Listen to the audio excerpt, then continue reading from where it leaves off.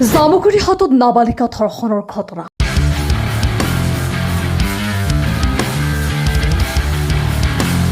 50 বছৰীয়া ব্যক্তিৰ কামনাৰ বলি 14 বছৰীয়া নাবালিকা। জামুগুৰি আৰক্ষী থানাত গোচৰ। পলাতক লম্পট মফিজুদ্দিন। জামুগুৰি হাতৰ ভৰলী চাপৰিত এগৰাকী 14 বছৰীয়া নাবালিকাক ঘৰত কোনো নথকাৰ সুযোগ লৈ একে গাঁৱৰে 50 বছৰীয়া এগৰাকী ব্যক্তিয়ে ধৰ্ষণ কৰা ঘটনাই চাঞ্চল্যৰ সৃষ্টি কৰিছে। ভৰলী চাপৰি নিবাসী লম্পট মফিজুদ্দিন আলী নামৰ 50 ঊৰ্ধৰ ব্যক্তিগৰাকীয়ে প্ৰতিবেশী এগৰাকী 14 বছৰীয়া নাবালিকাক পিতৃ মাতৃ ঘৰত নথকাৰ সুযোগ লৈ দুবাৰকৈ ধৰ্ষণ কৰাৰ লগতে এই ঘটনা কাৰোবাক কৈ দিলে তাইৰ লগতে বাপেক মাকক মাৰি পেলোৱাৰ ভাবুকি দিয়ে। লম্পট মফিজুদ্দিন আলীয়ে এটা মাহতে নাবালিকাগৰাকীক দুবাৰকৈ ভয় ভাবুকিৰে ধৰ্ষণ কৰে। পাছত মফিজুদ্দিনৰ এনে অপকৰ্মত অতিষ্ঠ হৈ সমগ্ৰ ঘটনা নাবালিকাগৰাকীয়ে নিজ বৰমাকক বিৱৰি কোৱাত প্ৰকৃত ঘটনা পোহৰলৈ আহে। ইতিমধ্যে এই ঘটনা সন্দৰ্ভত নাবালিকাগৰাকীৰ পিতৃ মাতৃয়ে জামুগুৰি আৰক্ষী থানাত এক গোচৰ ৰুজু কৰে যদিও এই পৰ্যন্ত জামুগুৰি আৰক্ষীয়ে গ্ৰেপ্তাৰ কৰিব পৰা নাই লম্পট মফিজুদ্দিনক। মন কৰিবলগীয়া যে নাবালিকাগৰাকীক 5 মাইলৰ এখন মাদ্ৰাছাত পিতৃ মাতৃৰ নাম লগাই দিয়ে যদিও লম্পট মফিজুদ্দিনে মাদ্ৰাছাৰ পৰা নাবালিকাগৰাকীক ফুচুলাই নিয়াৰ চেষ্টা চলাইছিল। আমাৰ ওচৰত কিছু মন্তব্য আছে, শুনাই ল'ব বিচাৰিছোঁ। মোৰ মা দেউতা বাটত গৈছিলে, পিছতে মই ঘৰত গৈছিলোঁ, ঘৰত গৈ দৰ্জা খুলিছিলোঁ, দৰ্জা খুলি পিছতে মই ৰুম সাজিছিলোঁ, পিছতে মোৰ ঘৰত গৈ ৰুমত গৈ মোক খাৰাপ কাম কৰিছিলে।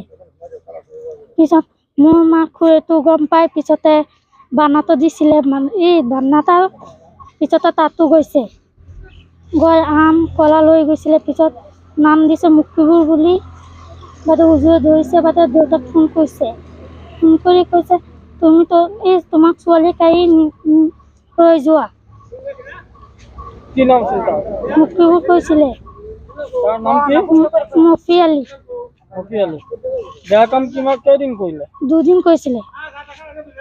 এতিয়া তুমি কাকো কোৱা নাছিলা? নহয়। কিয় কোৱা নাই?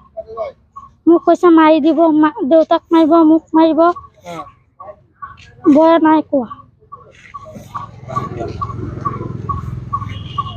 মোৰ ছোৱালী দুটা তাৰ আইতাৰ ওচৰত থৈ গৈছিলোঁ। মোৰ ঘৰ বেলেগ, আইতাৰ ঘৰ বেলেগ। পাছত স্কুলৰ পৰা গৈ পেলাই সিয়ে 2 দিন বা 3 দিন পিছে আমাৰ ঘৰত গৈ দৰ্জাটো খুলি আকৌ চব্জি গাছ বা তামোল গছ আছে চাবলৈ ঘৰত গৈছে। গৈ পেলাই যেতিয়া তাৰ ঘৰৰ তলাটো খুলিছে তেতিয়া মফিজ আলী আমাৰ ছোৱালীৰ লগত ঘৰত গৈছে। গৈ পেলাই মুখত জাম্বি মাৰি ধৰিছে। ধৰাৰ পাছত মোক ছোৱালীক ইমান ভয়ংকৰ ভয় দেখাইছে যে তোৰ মাক ক'লে তোৰ মাক মাৰি দিম, তোৰ দেউতাক ক'লে তোৰ দেউতাক মাৰি দিম, তই নকবি। পাছত ছোৱালী ভয় খাই নকলে। মই ঘৰত আহিছোঁ, আহি পেলাই চাইছোঁ যে সি আমাৰ ঘৰত গোটাই দিন আহে যায়। পাছত মই একো নকওঁ, একলগতে ঘৰ যে ভালকৈ চলোঁ, কাজিয়া কেলেংকাৰ কৰি মানুহে বেয়া ক'ব, মই একো কোৱা নাই।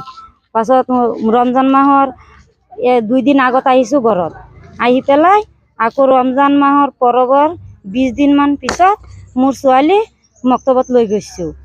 এতিয়া তাৰ নাম তছলিমা বেগম খাতুন, 14 বছৰ বয়স। পাছত এতিয়া 2 মাহৰ পিছত সিয়ে 2 দিন আমাৰ এই মক্তবত গ'ল। মক্তবত যোৱাতে তাৰ নাম মফিজ আলী, 50 বছৰ। পাছত এদিন গৈছে, গৈ কৈছে যে মই ছোৱালীৰ দেউতা আহিছোঁ, আম লৈ আহিছোঁ। পাছত আহিছে, আকৌ একো কোৱা নাই। আকৌ পিছদিনাখন গৈছে, ক'লে মই ছোৱালীৰ দাদা আহিছোঁ। যে তুমিতো দাদা নহয়, তুমি কি হও, তোমাক কি ছোৱালীৰ দেউতাকে খুজিছে যে তুমি ইয়াত আহিবৰ কাৰণে? পাছত ক'লে ৰখা, মই দেউতাৰ ওচৰত ফোন কৰিছোঁ। তেতিয়াহে আকৌ স্পীডকৈ আহিলে। পাছত মক্তবৰ ছাৰক হুজুৰে ক'লে যে মই দেউতাক ফোন কৰি কৈছোঁ যে ইয়াত আটকাবৰ কাৰণে, সিয়ে নৰখিল, ফটকৈ আহি গ'ল। পাছত হুজুৰে আমাৰ ওচৰত ফোন মাৰি ক'লে তোমাৰ ছোৱালীটো এতিয়ালৈকে লৈ যোৱা, মোৰ মক্তবত বহুত ছোৱালী আছে, বেয়া হৈ যাব।